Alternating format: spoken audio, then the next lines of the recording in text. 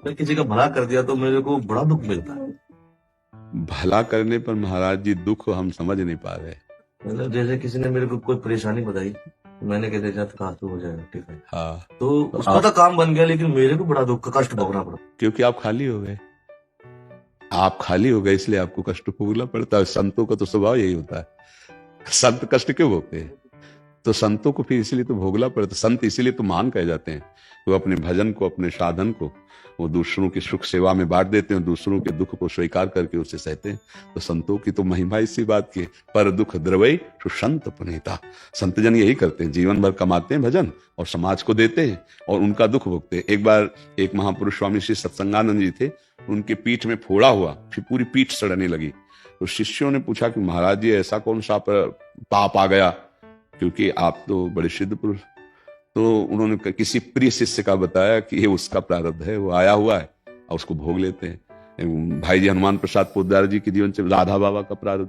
तो संत जन बड़े कृपालु होते थे, जैसे कोई दुखी आया, 2-4-10 दिन दंडवत की सेवा की, इतने में सुखी हो गए, संत प्रसन्न हो गए।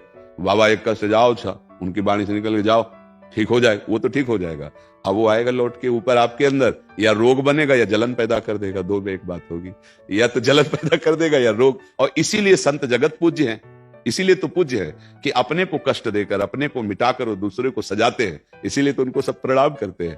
देखो, प्रणाम करने वाला, संत को भोजन देने वाला, संत को वस्त्र देने वाला, संत की व्यवस्था, ये सब भजन ही तो ले रहे हैं। संतों के पास भगवान केवल बचते, साधना और तपस्या तो सब तो ये संतों का तो प्रभाव और स्वभाव है। अब वो भगवत भजन में निरंतर लगे रहकर वो जगत मंगल करते हैं, इसीलिए तो उन्हें संत कहा गया है, इसीलिए तो उन्हें महात्मा कहा गया है। संसार जो कुछ करता है वो अपने लिए करता है, और सही पूछो तो संतों की प्रत्येक चेष्टा जगत मंगल के लिए है। वही संत है जो जगत मंगल के लिए प्रत्येक चेष्टा करता है, समाज के लिए प्रत्येक चेष्टा करता है। हमारा तप, हमारा भजन, हमारा ज्ञान, हमारे ऊपर जो कृपा है वो सबके लिए है। सब उसको पाओ, सब उसमें आनंदित रहो, इसी को तो संत कहते हैं। तो ये तो महाराज आप संतों का स्वभाव ही है, इसमें तो क्या। और ये तो अपने लोग भोगने के लिए तैयार ही है कि हमारा समाज सुखी रहे, हमारे जगत में मंगल हो और हमको जो दंड मिले सो मिले, किसी को दुख न हो। सब संतों का ही भाव रहता है, चाहे वो किसी भी संप्रदाय के संत हो। जो संत हैं उनका हृदय ऐसा होता है, जैसे माँ अगर बच्चे को पीड़ा है तो माँ क्या चाहेगी कि हमको भगवान कष्ट दे दे लेकिन मेरा बच्चा ठीक हो जाए। ऐसे संत जल होते, वो ये सोचते कि बस इतने में प्रसन्न हो जाते हैं महाराज। तो बस ये संत ऐसे करुणा में देवता है, वास्तविक जो भगवान के जल है, बस इतने करबद्ध। उनको जल चढ़ाने की भी जरूरत रही है, वो केवल हाथ जोड़ने मात्र से करुणा, देखा कि दुखी है, जा भैया, अच्छा। तो वो केवल ऐसे नहीं कह दिए जा भैया, दे दिए। जो बड़े कष्ट से सर्दी गर्मी बरसात सहकर तप कर रहे, वो एक क्षण में तुम्हें, अब तुम्हारा मंगल हुआ, अब उनका फिर लौट के आएगा ला। देखो, एक प्रसंग आता है महाप्रभु चैतन्य देव का। जगाई मधाई नाम के दो बड़े ऐसे आचरणहीनता करने वाले, पाप करने वाले जन थे। जब महाप्रभु ने उनको स्वीकार किया तो गंगा जी में खड़े होकर के कहा, संकल्प करो अपने पूरे जीवन के पाप हमें दो। वो घबरा गए, उन्होंने कहा नहीं नहीं, बोले तुम दो हमें। गंगा में खड़े करके पूरे पाप लिए थे। महाप्रभु का गौरवर्ण उसी समय सांवला पड़ा।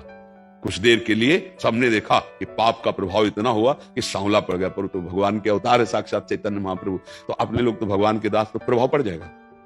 अब संतों के, आप बड़े बड़े संतों को देखो कि बड़े बड़े रोगों से ग्रसित मिलेंगे। रामकृष्ण परमहंस जी के गले में कैंसर, ये सब, ये क्या है? प्रारब्ध भोग उनका। अरे थोड़ा भजन करते हैं तो कर्म मिटाने लगते, पूरा जीवन हो गया भजन करते, उनका कोई प्रारब्ध भोग वो समाज का एकत्रित करके ले लेते हैं अपने जीवन, और बताते नहीं।